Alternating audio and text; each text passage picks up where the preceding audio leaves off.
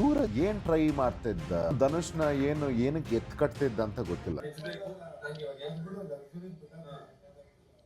Use ಮಾಡ್ತಿರೋ words ದೇವರನ್ನೇ ಸರಿ ಗೊತ್ತಿಲ್ಲ.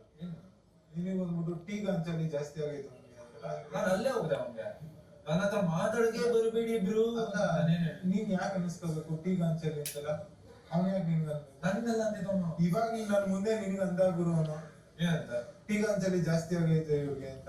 ಸೊ ಈ ಎಪಿಸೋಡಲ್ಲಿ ಏನಾಗುತ್ತೆ ಅಂದರೆ ಸೂರಜ್ ಬಂದು ಧನುಷಿಗೆ ಏನೋ ಹೇಳ್ತಾರೆ. ಅಂದರೆ ನೀವು ಅವ್ರಿಗೆ ಟೀಗಾಂಚಲಿ ಅಂತ ಹೇಳಿರೋದನ್ನ ಸೂರಜ್ ಅವರು ಧನುಷಿಗೆ ಹೇಳೋದು. ಸೊ ಅದನ್ನು ನೀವು ಹೇಳಿರೋದನ್ನ ಎಪಿಸೋಡಲ್ಲಿ ಟೆಲಿಕಾಸ್ಟ್ ಮಾಡಿಲ್ಲ. ಸೊ ಇಲ್ಲಿ ಸೂರಜ್ ಏನು ಮಾಡ್ತಾ ಇದ್ದಾರೆ ಅದಕ್ಕೆ ನಿಮ್ಮ ಒಪಿನಿಯನ್ ಏನು? ನಾನು ಅದೇ ಈಗ ಎಪಿಸೋಡ್ ನೋಡಿದೆ ಅದನ್ನ. ಸೂರಜ್ ಏನು ಟ್ರೈ ಮಾಡ್ತಿದ್ದ ಅಥವಾ ಅವನು ಧನುಷ್ನ ಏನಕ್ಕೆ ಎತ್ ಕಟ್ತಿದ್ದ ಅಂತ ಗೊತ್ತಿಲ್ಲ. ಅದು ಅಷ್ಟು ಇದರಲ್ಲೂ ಹೇಳಿದ್ದವನಲ್ಲ ನಾನು. ವೆಜ್ ಅವ್ರಿಗೆ ತುಪ್ಪ ಸಿಗಬೇಕು ಆ್ಯಂಡ್ ಧನುಷ್ದು ರಿಯಾಕ್ಷನ್ ನನಗಿಷ್ಟ ಇಲ್ಲ. ಒಂಥರ ಟೀಗಾಂಚಲಿ ಥರ ರೆಸ್ಪಾಂಡ್ ಮಾಡಿದ್ರು ಅಂತ ಅಷ್ಟೇ ಹೇಳಿರೋದು ಅದು. ಬಟ್ ಸೂರಜ್ ಅವರು ಅದನ್ನು ಏನು ಮಾಡೋದಕ್ಕೆ ಟ್ರೈ ಮಾಡ್ತಾರೆ ಅಂತ ಗೊತ್ತಿಲ್ಲ. ಅದನ್ನು ತಗೊಂಡೋಗಿ ಧನುಷ್ ಹತ್ರ ಅದನ್ನು ಎಕ್ಸಾಗ್ರೇಟ್ ಮಾಡಿ ಈಗ ಎಪಿಸೋಡ್ ನೋಡಿದಾಗಲೇ ನನಗೆ ಗೊತ್ತಾಗಿದ್ದು. ಆಮೇಲೆ ಧನುಷ್ ಅವ್ರು ಮಾತಾಡಿದ ಸ್ಟೈಲು, ನಾನು ಅವನಿಗೆ ಅಲ್ಲೇ ಉಗ್ದೆ, ಮುಂದೆ ಬಂದು ಹೇಳಬೇಕಿತ್ತು ಅದನ್ನು. ನಮ್ಮ ಉತ್ತರನೂ ಹಾಗೆ ಇರ್ತಾ ಇತ್ತು.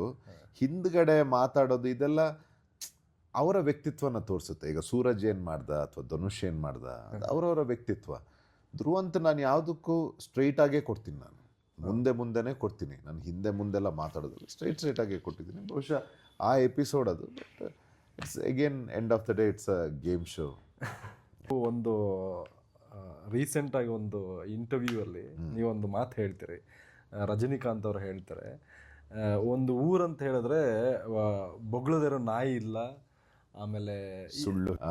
ಒಂದು ಸಮಾಜ ಅಥವಾ ಒಂದು ಊರು ಅಂತ ಅಂದಮೇಲೆ ಸುಳ್ಳು ಹೇಳ್ದಿರೋ ನಾಲ್ಗೆಗಳಿಲ್ಲ, ಬೊಗಳ್ದಿರೋ ನಾಯಿಗಳಿಲ್ಲ, ಇದು ಎರಡೂ ಇಲ್ದಿರೋ ಊರೇ ಇಲ್ಲ ಅಂತ ಹೇಳ್ತೀರಿ. ಸೊ ನಾವೀಗ ಇರೋವಂಥ ಇಂಡಸ್ಟ್ರಿಲಾಗಲಿ ಅಥವಾ ನಾವು ಸುತ್ತಮುತ್ತ ಇದು ಸಹಜ.